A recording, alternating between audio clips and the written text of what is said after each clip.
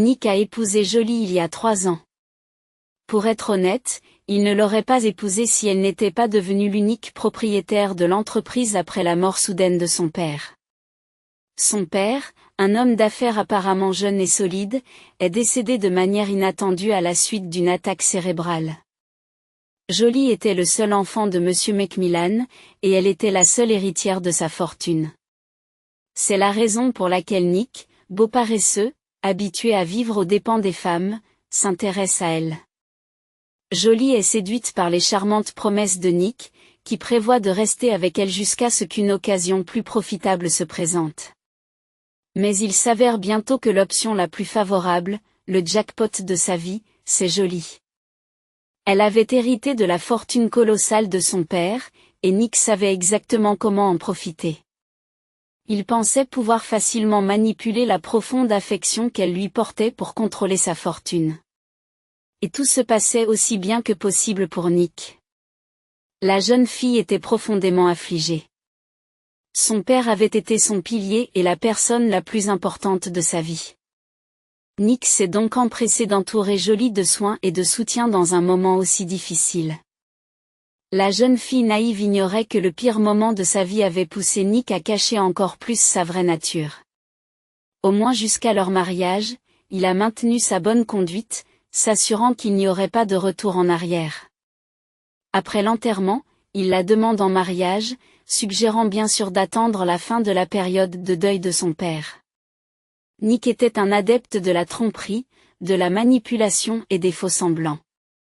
Il pouvait devenir qui il voulait et faire tout ce qu'on attendait de lui. Avec ses amis fortunés, il ne faisait généralement pas beaucoup d'efforts, pensant qu'il y aurait toujours une autre femme fortunée. Avec Jolie, le nom en valait la peine. Les efforts ne seraient pas vains. Et l'homme rusé l'a bien compris. Mais le premier obstacle pour lui est venu de façon inattendue, d'une source qu'il n'aurait pas pu prévoir. Le père de Jolie avait un meilleur ami. Il était également son principal adjoint dans l'entreprise et le parrain de Jolie.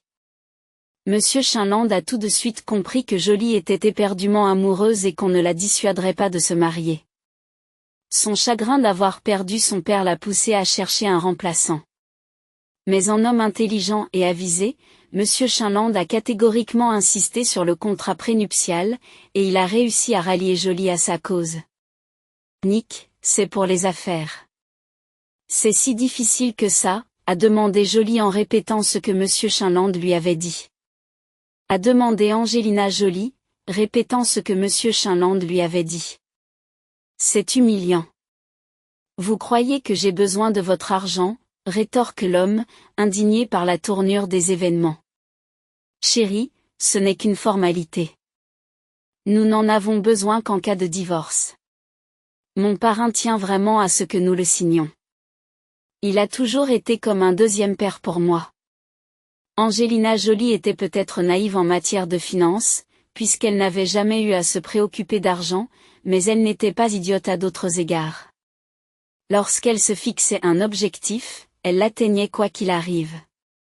Nick était coincé contre le mur et devait accepter toutes les conditions de Monsieur Chinland.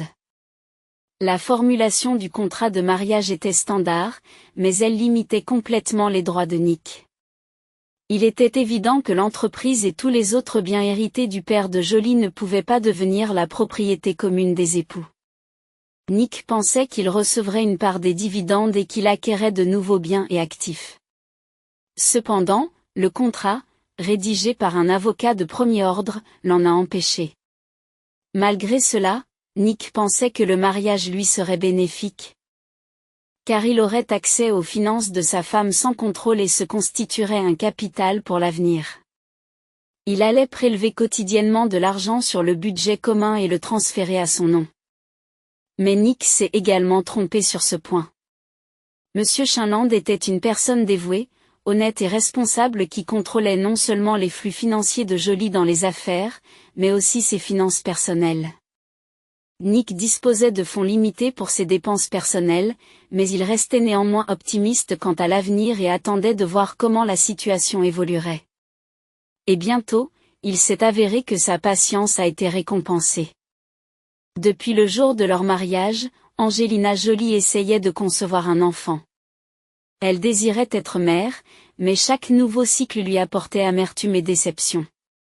Au départ, elle attribuait cela aux nerfs et au stress causé par le rythme effréné de la vie. Elle a pris les choses en main et a beaucoup appris en cours de route, ce qui était naturellement épuisant. Après plus d'1 an de tentatives infructueuses, la femme a demandé l'aide de spécialistes, a subi un examen médical complet et a identifié la cause de ses échecs. Les symptômes de Angelina Jolie, qu'elle avait attribués à un mode de vie très actif, se sont révélés être des sonnettes d'alarme. Son corps lui signalait des problèmes, mais elle n'en tenait pas compte. Finalement, les médecins lui ont diagnostiqué un cancer. Elle a subi près de 2 ans de traitement et de souffrance, mais sans grand succès.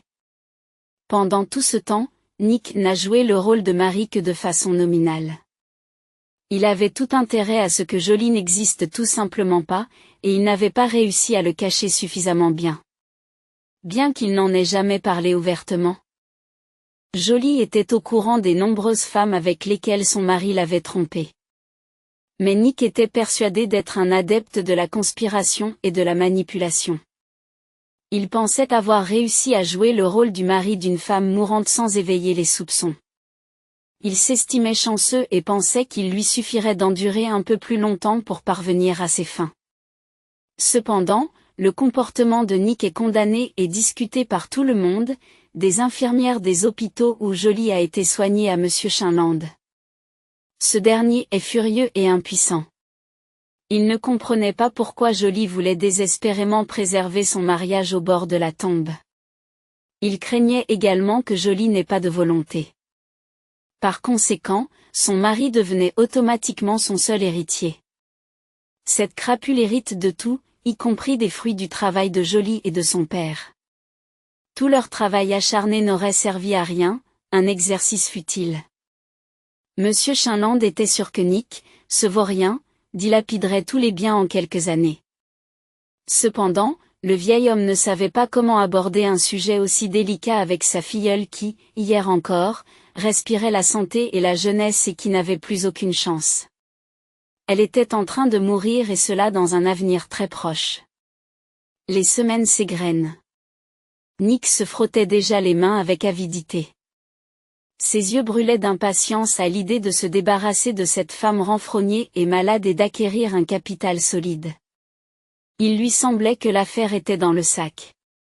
Monsieur Chinland pria pour ne pas avoir à entamer lui-même une conversation sur le testament, mais ce ne fut heureusement pas nécessaire. C'est Jolie qui a entamé la conversation. Son secret l'a laissé sans voix.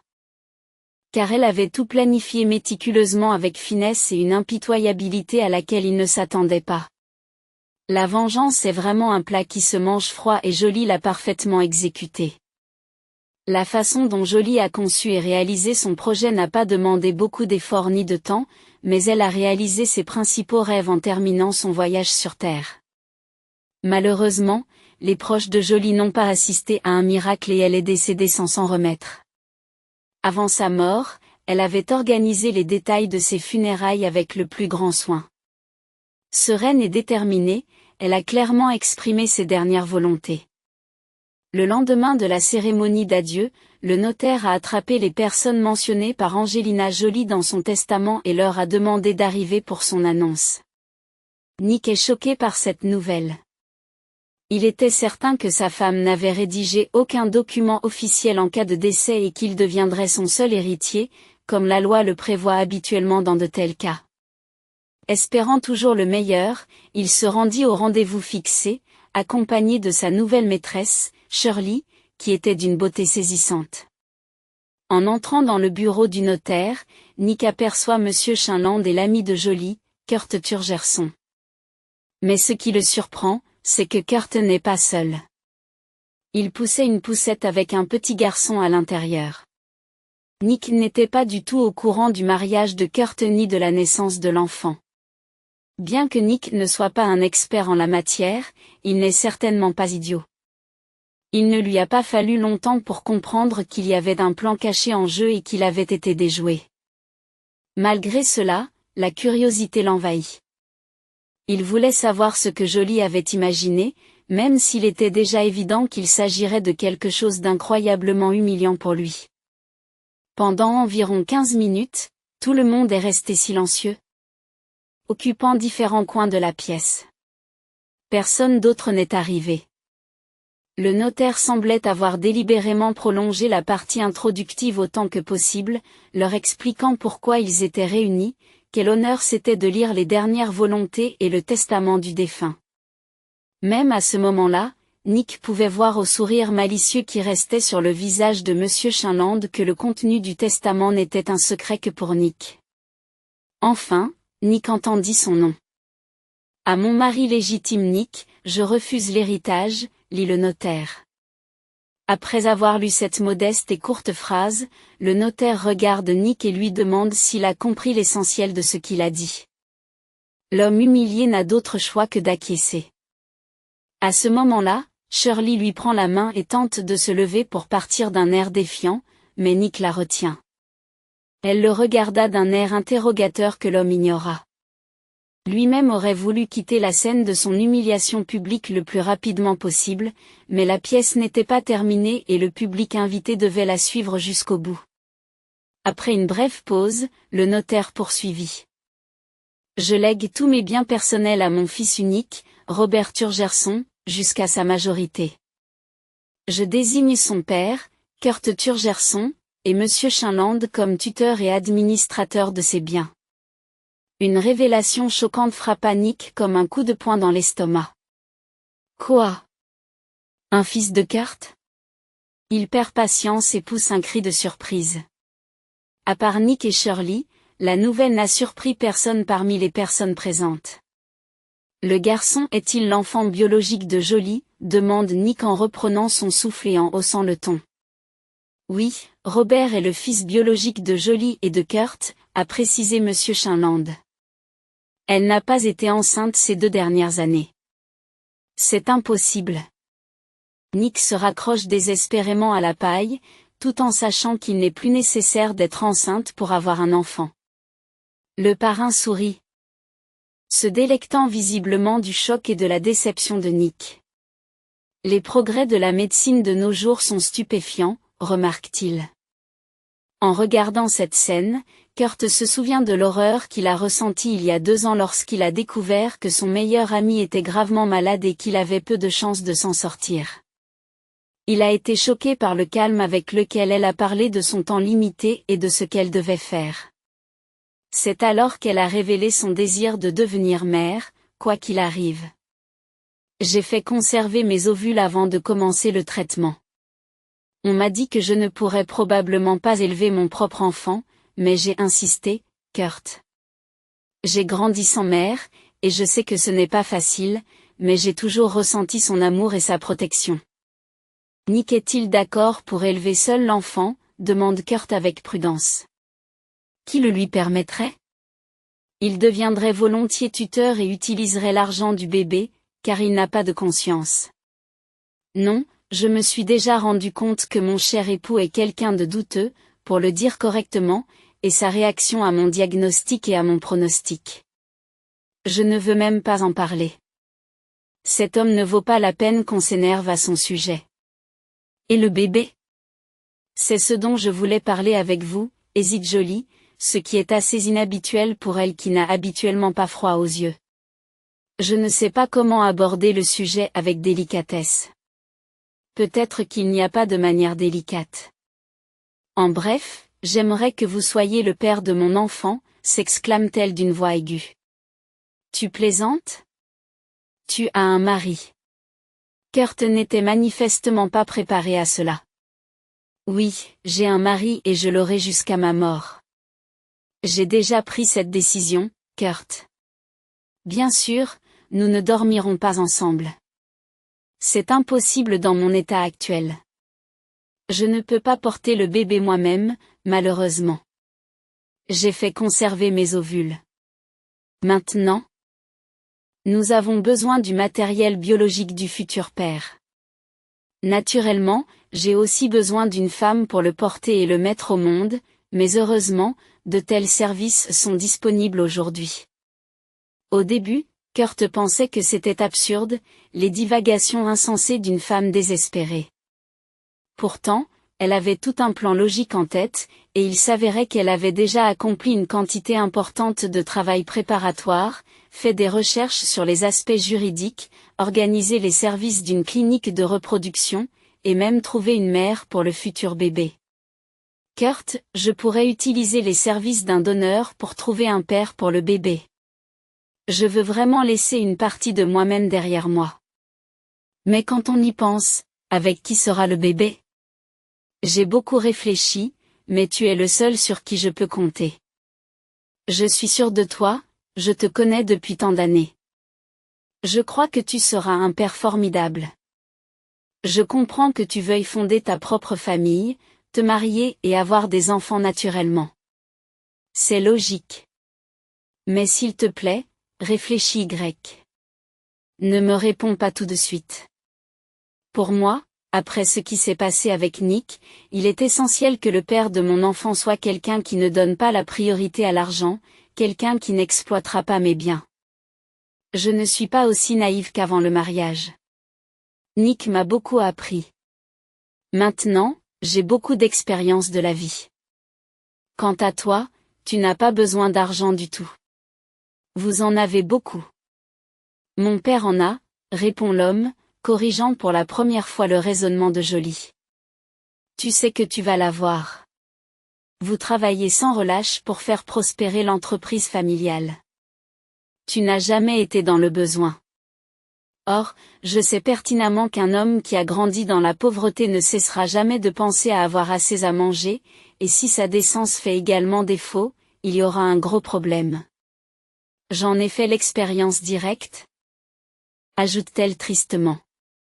Pour être honnête, je suis complètement perdue. J'avais une toute autre idée de la paternité. Je dois consulter mes parents. Comprenez que je ne peux pas prendre une telle décision seule. J'aurai besoin de l'aide des membres de ma famille proche lorsque je serai père, je dois donc les informer et leur demander leur avis. Jolie n'avait pas d'objection, elle a donc seulement demandé à Kurt de promettre de garder le secret sur cette information. La conversation avec les parents de Kurt a été très difficile.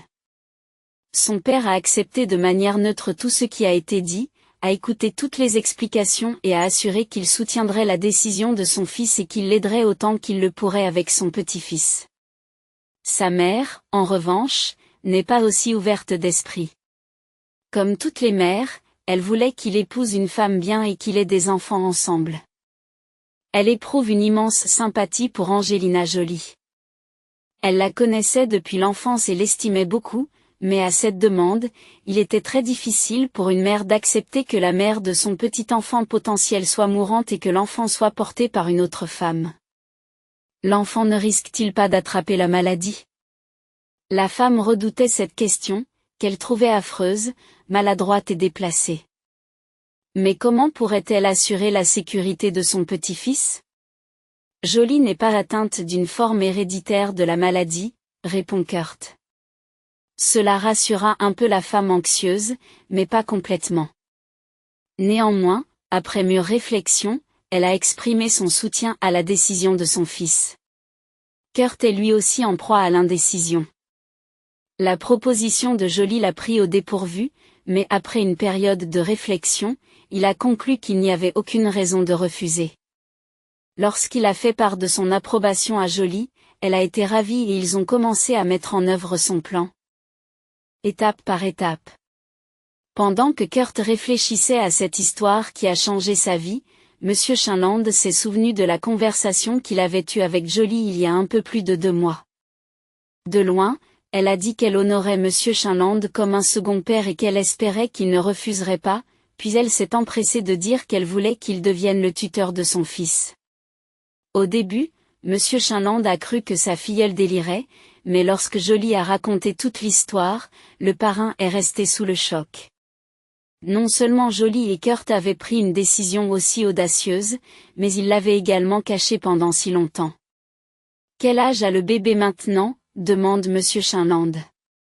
Robert a 8 mois, sourit Jolie. Vous savez tous les deux comment surprendre, a expliqué Monsieur Chinland, encore sous le choc. Je ne veux pas que Nick découvre l'existence de l'enfant avant ma mort. En fait, il ne le découvrira qu'à l'annonce de mon testament. Je l'ai déjà fait rédiger et il est chez le notaire. Cependant, il y a un aspect qui doit encore être réglé. Robert n'aura qu'un seul parent. J'ai réévalué de nombreux aspects de ma vie et je ne veux rien laisser au hasard.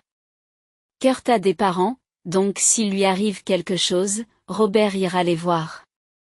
Mais je veux que tu aies aussi des droits, au cas où. Doué pour comprendre les gens, le vieil homme sentit qu'il pourrait être trop dangereux d'agir ainsi avec Nick, même si le mari de Jolie méritait amplement un tel traitement.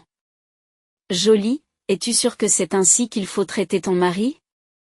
C'est un homme répugnant, qui se mêle de ses affaires. Je veux dire, pourquoi avez-vous besoin d'une telle vengeance d'outre-tombe?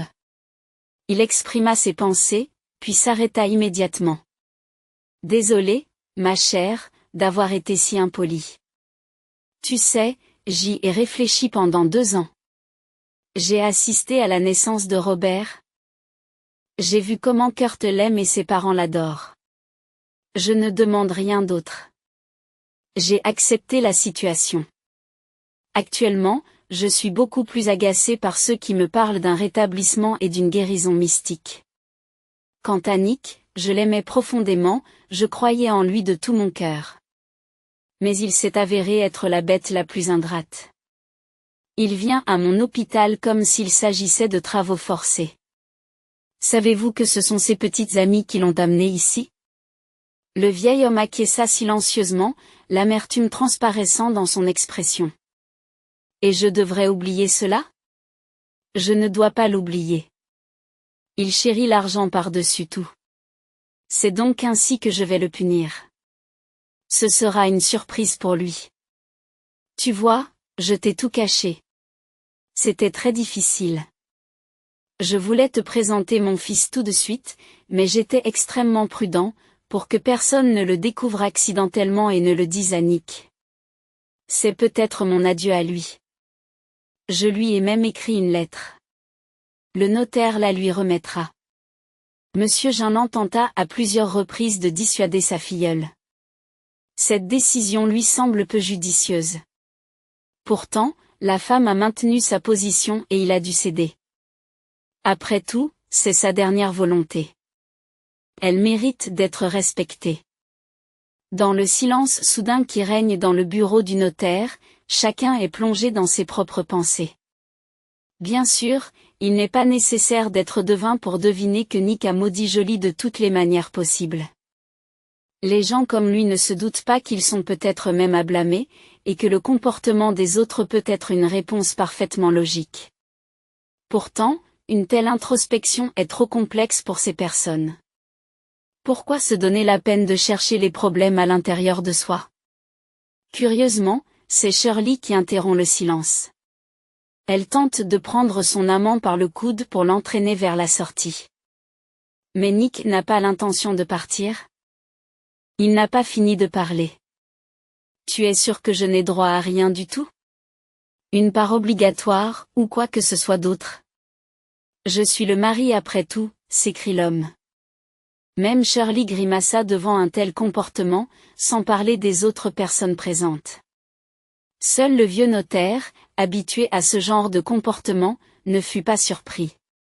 Selon le testament, vous ne faites pas partie du cercle des personnes ayant droit à une part obligatoire de l'héritage. De plus, j'ai étudié attentivement votre contrat de mariage. Son texte est joint ici. Le notaire tapote de la main l'épais dossier qui se trouve devant lui. Vous n'avez aucune chance, même en faisant appel à la justice, bien que vous conserviez naturellement le droit de faire appel. Bien sûr que je vais contester. On ne sait pas très bien qui est cet enfant illégitime, qu'elle prétendait être son fils. Nick se déchaîne et ne se rend pas compte de ce qu'il dit. Kurt se retient difficilement de donner un coup de poing à cet homme arrogant. Même Monsieur Chinland, habituellement calme, rougit de colère. Seul le notaire restait aussi calme qu'un python. Pour lui, C'était une journée de travail ordinaire et rien n'était surprenant. Il a répondu calmement. Vous trouverez ci-joint non seulement l'acte de naissance de l'enfant, mais aussi des documents médicaux qui apportent des réponses claires sur sa naissance. En outre, conformément à la demande du défunt, il y a les résultats d'un examen ADN confirmant que votre femme est la mère biologique de Robert Turgerson. Je dois vous informer que tous les documents ont été rassemblés de manière complète et minutieuse. Je peux voir? Nick voulait voir les preuves. Non, vous ne pouvez consulter que la partie qui vous concerne. Tous les autres documents, en particulier ceux qui concernent un enfant, ne peuvent être divulgués qu'avec l'accord des parents. Bien sûr que je ne le permets pas, Kurt s'est immédiatement interposé. Ce n'est donc possible que dans le cadre d'une procédure judiciaire, si le tribunal estime qu'il est nécessaire d'exiger ces documents. C'est la goutte d'eau qui fait déborder le vase pour Nick.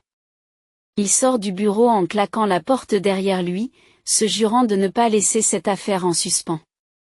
Sa maîtresse, elle, est plus polie. Elle lui dit au revoir et s'en va en refermant discrètement la porte derrière elle. Le fait qu'il n'ait pas signé, que le testament lui ait été lu, a-t-il une importance, demande Monsieur Chinland au notaire. Il y en a beaucoup comme lui.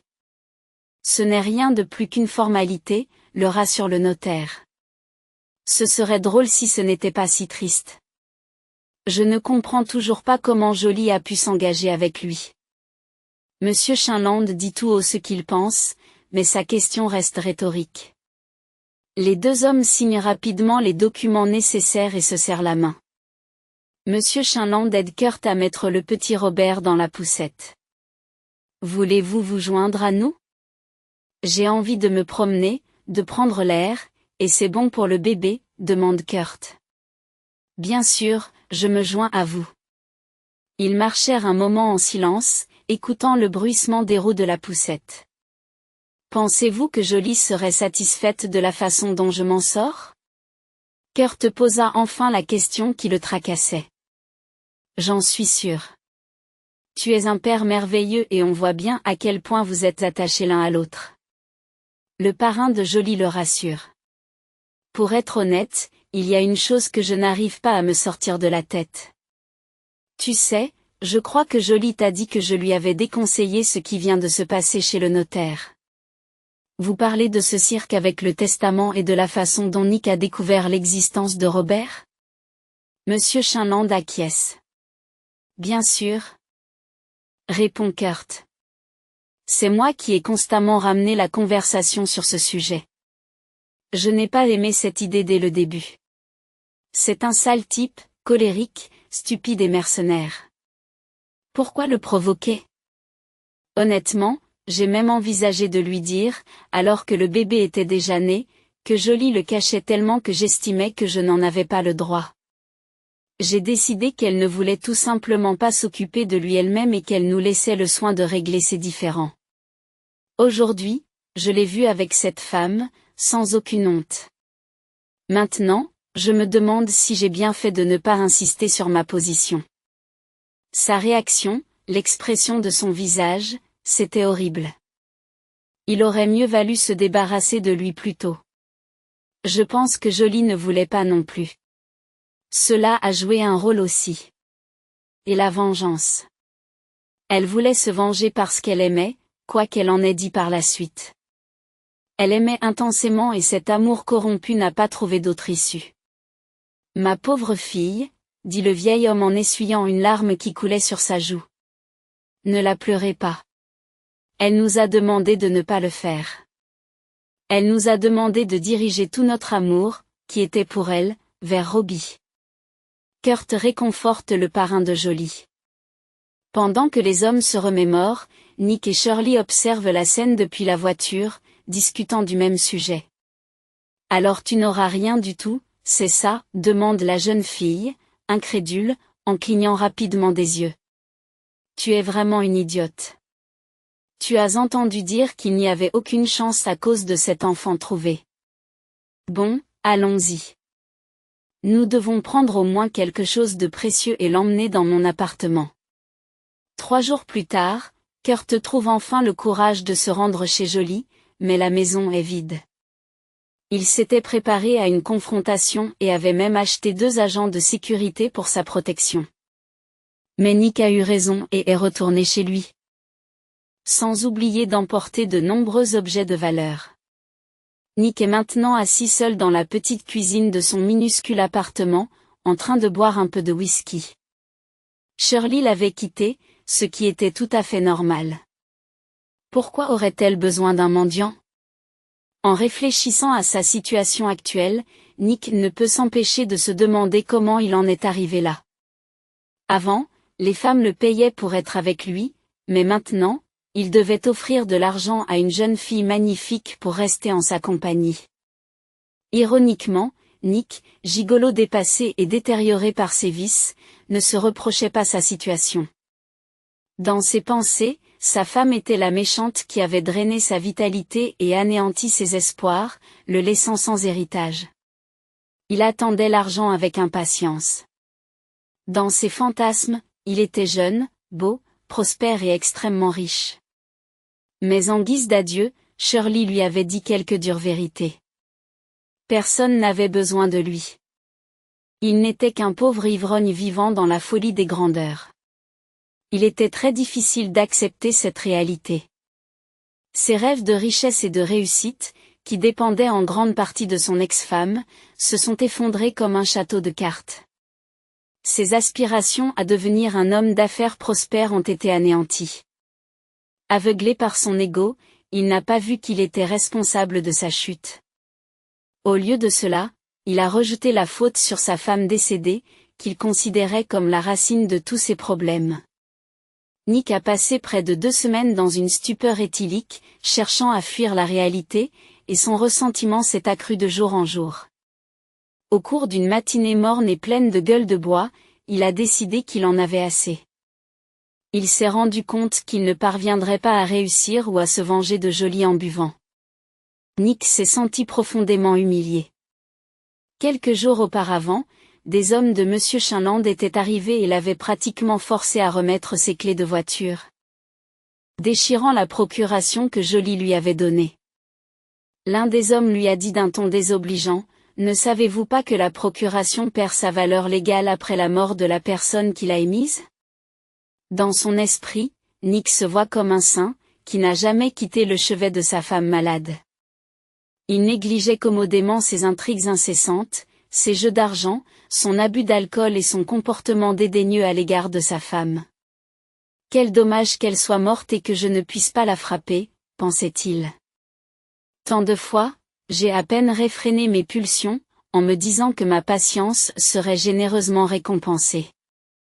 Il se mit à réfléchir à la manière dont il aimerait se venger d'elle, et à ce qu'il devait faire maintenant. Il voulut d'abord profaner sa tombe. Mais ensuite, en contemplant ce qui était cher à Jolie, et quel mal lui causerait le plus de souffrance, il vit une autre réponse, qui gisait à la surface. Robert. Nick fut littéralement foudroyé par l'électricité lorsque cette idée lui vint à l'esprit. Il rit méchamment, ayant enfin mis au point son plan de vengeance. Bien sûr, il y avait beaucoup de questions à résoudre et à structurer, mais il avait décidé de l'essentiel. Il n'allait pas faire de mal à Robert. Quel est le pire cauchemar d'une mère ? Ne pas pouvoir aider son enfant en difficulté.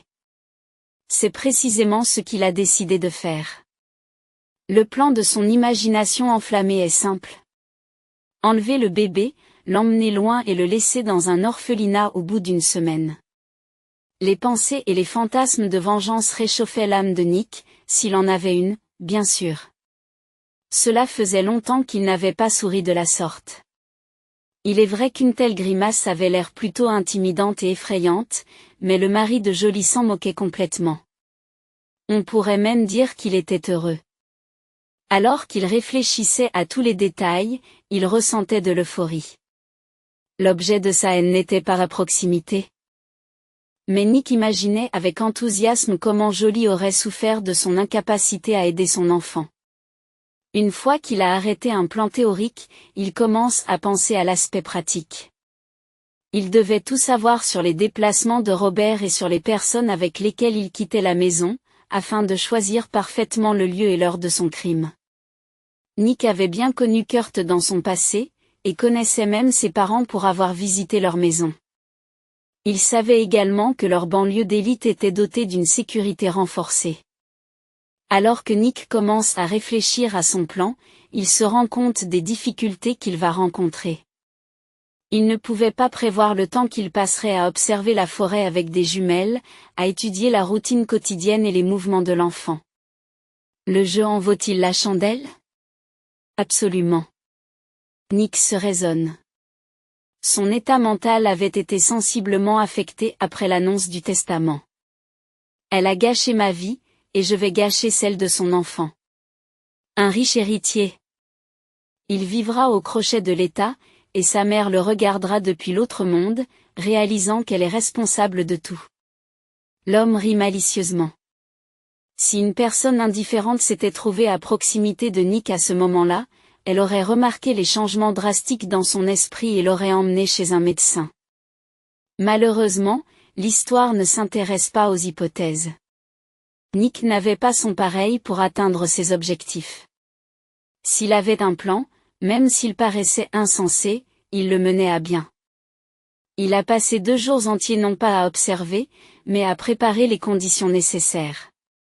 Nick scruta tout le territoire pour trouver le point d'observation idéal. Il lui fallait un endroit qui surplombe toute la colonie, en particulier la maison Turgerson. Tout en restant caché. L'homme consacra tous ses efforts et son temps à la recherche d'un endroit qu'il jugeait parfait à tous points de vue. Pendant plus d'1 semaine, Nick se leva à l'aube et se rendit en hâte au cottage, où il resta jusqu'à tard dans la soirée. Il surveillait constamment la maison avec des jumelles, notant toutes les activités qui s'y déroulaient, les arrivées et les départs. Il a tenu à jour un carnet de notes pour s'assurer qu'il ne manquait rien. Il a découvert que l'enfant était pris en charge par Kurt, sa grand-mère et une nounou. Bien entendu, Kurt et sa mère n'étaient pas en mesure de mettre en œuvre les plans de Nick. Ils le connaissaient bien et pouvaient l'identifier immédiatement. Nick n'avait pas l'intention d'être puni pour le crime qu'il avait commis. Bien sûr, il s'attendait à ce que la police vienne lui poser des questions, mais il espérait les écarter. C'est donc la nounou qui a été choisie comme victime de l'agression dans le plan de Nick. Elle avait un emploi du temps fixe et se promenait toujours avec Robert aux mêmes endroits, le long des mêmes itinéraires. La chance sourit à Nick. Mercredi, au cours de sa promenade de jour avec le bébé qui dormait paisiblement, la nounou a quitté le territoire sécurisé de la colonie. Elle suivit un petit sentier forestier jusqu'à une clairière où une autre nounou d'une colonie voisine la rejoignit. Elles discutèrent et Nick entendit même leur rire. L'homme décida d'arrêter de surveiller quotidiennement la colonie pour éviter d'attirer l'attention. Il devait rester discret. Désormais, il ne se rendait plus que le mercredi, en essayant de faire coïncider sa visite avec la promenade diurne de la nounou. Tout était précis, comme une horloge. Chaque mercredi, la nounou quittait la sécurité de l'établissement pour se rendre sur le sentier de la forêt. Pendant 4 mercredis consécutifs, il observa le système pour s'assurer qu'il ne tombait pas en panne. Le 4e mercredi. Il savait qu'il reviendrait la semaine suivante à la même heure pour enlever l'enfant. Pour mettre son plan à exécution, il a acheté un puissant pistolet paralysant sur un marché local. Payant en liquide pour éviter d'être tracé, il a minutieusement planifié chaque détail pour éviter d'être capturé.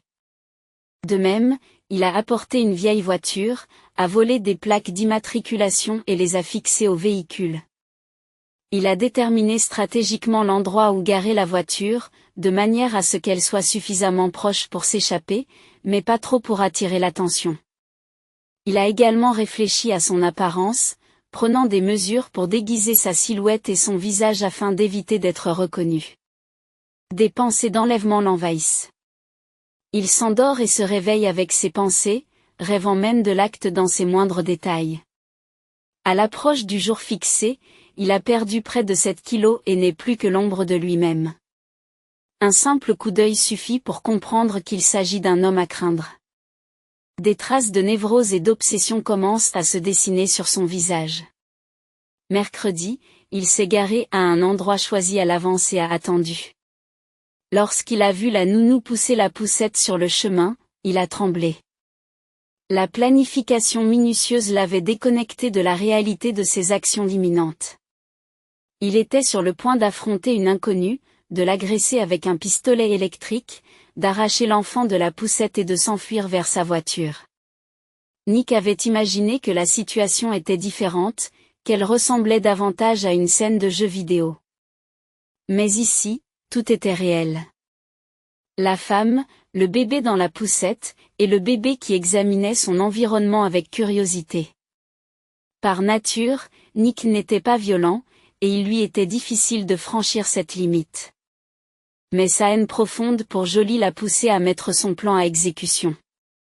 Il s'est approché de la nounou de l'enfant, l'a écartée de la poussette et l'a fait tomber.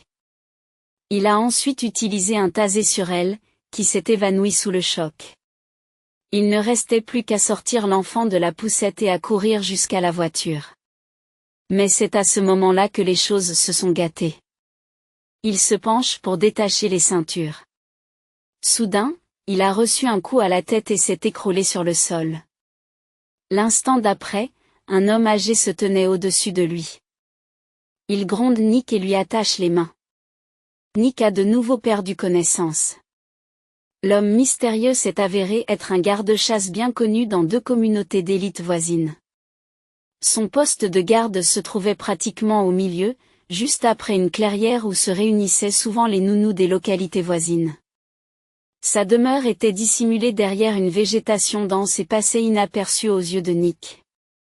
Ce jour-là, Monsieur Maillot revenait du magasin local lorsqu'il a remarqué une activité suspecte. Il expliquera plus tard à l'officier de police: « J'ai vu quelqu'un monter la garde, entièrement vêtu de noir, malgré la chaleur du matin. J'ai décidé d'observer un peu et d'enquêter. » Grâce à ses nombreuses années d'expérience en tant que garde-chasse, Monsieur Maillot savait se déplacer silencieusement dans la forêt pour éviter d'alarmer la faune. « Je me suis caché derrière un arbre et j'ai gardé l'œil ouvert. Soudain, j'ai vu un homme attaquer une femme et la faire tomber. J'ai d'abord pensé qu'il avait l'intention de l'agresser, mais il essayait d'atteindre l'enfant. Je me suis précipité et je l'ai frappé avec un bâton que j'avais ramassé au cas où, » a expliqué Monsieur Maillot. « Bon travail, Monsieur Maillot. Vous êtes devenu un héros local. Écoutez, la presse est déjà en train de se rassembler. Ils veulent vous interviewer.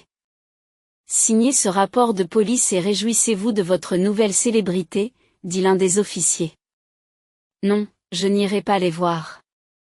Je n'aime pas ce genre de choses, » répondit le garde-chasse. Et il retourna tranquillement à sa place en faisant un détour, pour que personne ne le suive. Monsieur Maillot n'avait pas l'impression d'avoir fait quelque chose d'extraordinaire. Il pensait que n'importe qui aurait agi de la même façon dans sa situation. Comment pouvait-il ne pas l'aider quand ceux qui ne pouvaient pas se défendre étaient en danger? Quelques heures plus tard, Kurt apparaît chez Monsieur Maillot. Il lui dit: « Bonjour. Je suis le père du garçon que vous avez sauvé aujourd'hui. C'est un bon garçon. Il s'est calmé dès que je l'ai pris en charge. C'est un garçon courageux et intelligent. Je vous remercie infiniment. C'est une bénédiction que vous ayez été là à ce moment-là. Nous sommes très reconnaissants que vous ne soyez pas passé par là. » Kurt était au bord des larmes, submergé par les émotions. La journée avait été incroyablement intense, le laissant émotionnellement secoué. « Dites-moi, comment puis-je vous remercier? Qu'est-ce que tu racontes? Il n'y a pas lieu de me remercier. Qui compte les points quand la vie d'un enfant est en jeu? » Monsieur Maillot était réellement surpris d'être remercié pour ses actions. Néanmoins, persista Kurt, si vous insistez, un nouveau costume de chasse et peut-être un peu de nourriture pour mon chien serait apprécié. Bien sûr, pas de problème. Au fait, si je peux me permettre, est-ce que tout cela a été fait pour de l'argent, demande un garde-chasse curieux. Oh, malheureusement, c'est beaucoup plus compliqué que cela, répond Kurt. Eh bien, n'hésitez pas à partager si cela ne vous dérange pas trop. Je vis un peu isolé ici, dans un vide d'informations, pour ainsi dire. Kurt commença à raconter les événements décousus de leurs dernières années, y compris la maladie de Jolie, leur décision parentale non conventionnelle, sa mort subséquente, et la vengeance contre son mari qui s'ensuivit. L'enquêteur m'a informé que Nick était profondément blessé. Car tout le monde pensait que ses actions étaient uniquement motivées par l'appât du gain. En fait, il était consumé par la vengeance, explique Kurt. Kurt est soulagé que M. Maillot se soit renseigné sur cette histoire complexe. Il était impatient de la partager avec quelqu'un, cherchant un point de vue impartial de la part d'une personne extérieure. Il se demandait s'ils avaient poussé Nick dans un état de folie et de vengeance, et s'il ne s'agissait que de lui-même, Kurt ne souffrirait pas autant de réflexivité, mais tout ce que lui et Jolie faisaient revenait à leur garçon. Après avoir terminé son récit, Kurt se tourne vers M. Maillot, un observateur impartial, et lui demande « Pensez-vous que nous l'avons poussé à en arriver là? Sommes-nous responsables de son désir de vengeance? Oh, mon garçon, tu es sérieux? Tu es un adulte et tu racontes n'importe quoi. Ton Nick a toujours trouvé une raison. Il n'en a même pas besoin. Il s'est marié pour l'argent, a triché sans vergogne, a maltraité sa femme malade et s'est convaincu que tout était de sa faute. Qu'est-ce qu'elle a à se reprocher? D'avoir riposté une fois? D'avoir perdu patience? De ne pas l'avoir supporté? Oh, elle a touché ce qu'il y a de plus douloureux pour lui, le portefeuille. Au contraire, bravo. Cette femme a imaginé un tel plan et l'a mis en pratique. Cette dure vérité du point de vue d'un homme étrange remonta vraiment Kurt. Il réfléchit profondément à chaque mot prononcé par M. Maillot. Maintenant, je vous suis également redevable de vos bons conseils, sourit Kurt. En guise de réponse, le garde-chasse lui fait un simple signe de la main. Ils se quittent en amis et M. Maillot promet de prendre des nouvelles du jeune homme. J'ai entendu dire quelque part que les Chinois ont cette croyance ou cette sagesse, Dieu sait comment l'appeler, que si vous sauvez la vie de quelqu'un, vous êtes responsable de cette personne pour toujours. Alors ne t'inquiète pas pour ton Robert. Je veillerai sur lui ici aussi, dit le garde-chasse en guise d'adieu. Fidèle à sa parole, il se rendit régulièrement chez Kurt et fut toujours le bienvenu. En lui, le garçon a trouvé un autre membre affectueux de sa famille. Le tribunal condamne Nick à plusieurs années de prison. Pendant cette longue période, tous les habitants de la maison ont réussi à se calmer et à retrouver leur vie tranquille habituelle. La famille peut enfin pousser un soupir de soulagement. Monsieur Chinland rendait régulièrement visite à l'enfant et le gardait, s'acquittant avec diligence des tâches qui lui avaient été confiées par sa filleule. Kurt a rencontré une mère célibataire dont la fille fréquente le même jardin d'enfants que Robert. Les enfants s'entendent bien et les parents de Kurt espèrent que, cette fois, la vie personnelle de leur fils s'épanouira et que Robert aura une belle-mère et une sœur aimante, peut-être même plus d'une sœur. Mais bien sûr, comme Kurt l'a promis à Jolie, il ne permettra jamais à Robert d'oublier sa propre mère. Il lui parle toujours d'elle, lui montre des photos et des vidéos. Il lui rappelle constamment que sa mère l'aime beaucoup et qu'elle est toujours avec lui, le protégeant et veillant sur lui, même s'il ne peut pas la voir.